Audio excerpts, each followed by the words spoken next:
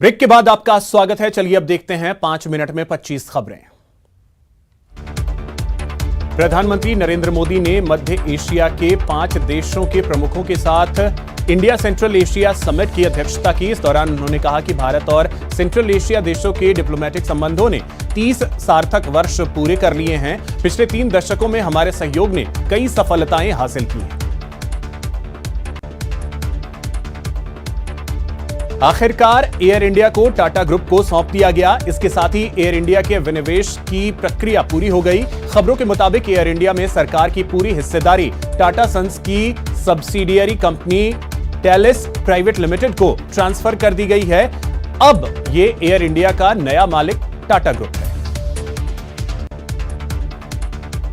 पंजाब के रण को लेकर राहुल गांधी ने वीसी के जरिए जालंधर में हुंकार भरी। राहुल ने कहा कि नवजोत सिंह सिद्धू और चरणजीत सिंह चन्नी में कोई एक ही नेतृत्व करेगा और दूसरा पूरी शक्ति से उसकी मदद करेगा। कार्यकर्ताओं से पूछकर सीएम प्रत्याशी तय करेंगे।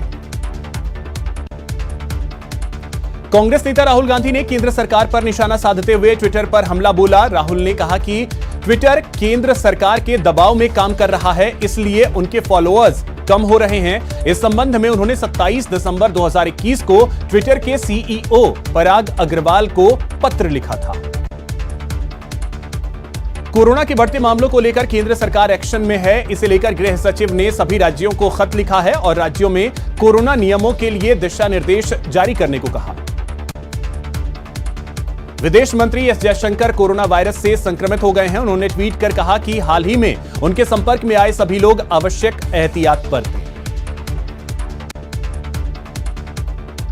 कोरोना होने के बाद पिछले 18 दिन से कैंडी अस्पताल में भर्ती लता मंगेशकर की हालत पहले से बेहतर और स्थिर हो रही है। खबरों के मुताबिक लता मंगेशकर की सेहत में सुधार के संकेत दिख रहे हैं, लेकिन डॉक्टरों की टीम अभी उनके स्वास्थ्य पर निगरानी बनाए हुए है।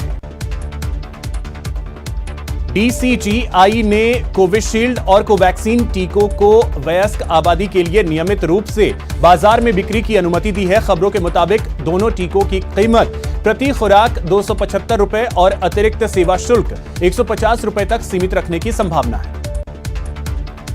भारत में पिछले 24 घंटे में 2,86,384 नए कोरोना के मामले सामने आए हैं। 573 लोगों की मौत हुई। 3,06,357 लोग ठीक हुए। प्रदेश में कोरोना का कहर थमने का नाम नहीं ले रहा है। बीते 24 घंटे में 9,227 नए केस सामने आए, जबकि 20 लोगों की मौत। दिल्ली में कोरोना संक्रमण के घटते मामलों के बीच फैसला लिया गया है कि अब वीकेंड कर्फ्यू नहीं लगाया जाएगा। चीन की पीपल्स लिबरेशन आर्मी ने अरुणाचल प्रदेश कि लापता युवक को भारतीय सेना को सौंप दिया है। यह जानकारी कानून मंत्री किरेन रिजिजू ने दी।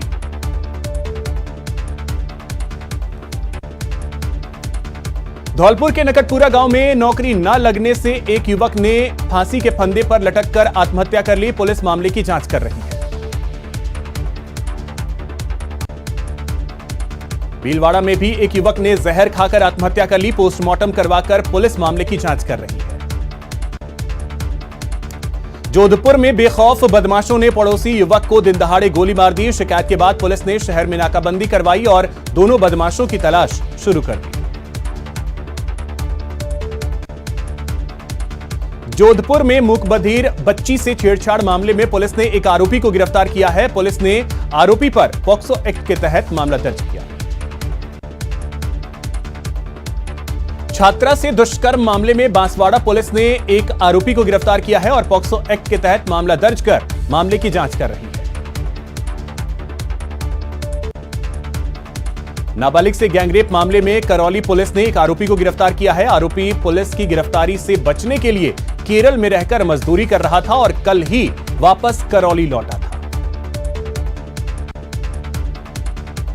नागौर के सुनारी गांव में एसीबी ने घूसखोर पटवारी को ट्रैप किया। एसीबी ने पटवारी मदन लाल को 8,000 रुपए की रिश्वत लेते हुए रंगे हाथों गिरफ्तार किया।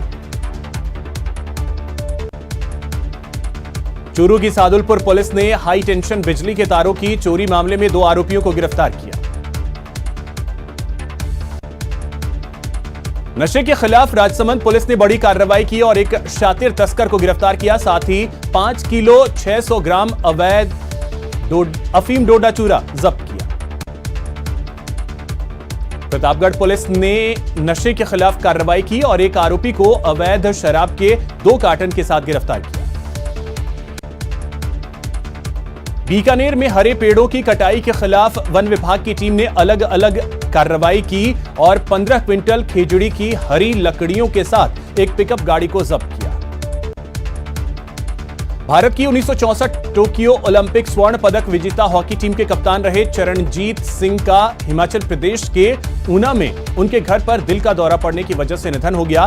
वह लंबे समय से कई बीमारियों से जूझ रहे थे। अमेरिका की डेनियल कॉलिंस ऑस्ट्रेलियन ओपन 2022 के महिला एकल के फाइनल में पहुंच गई हैं। उन्होंने सेमीफाइनल मुकाबले में पोलैंड की इगा स्विएतेक को सीधे सेटों में 6-4, 6-1 से मात दी।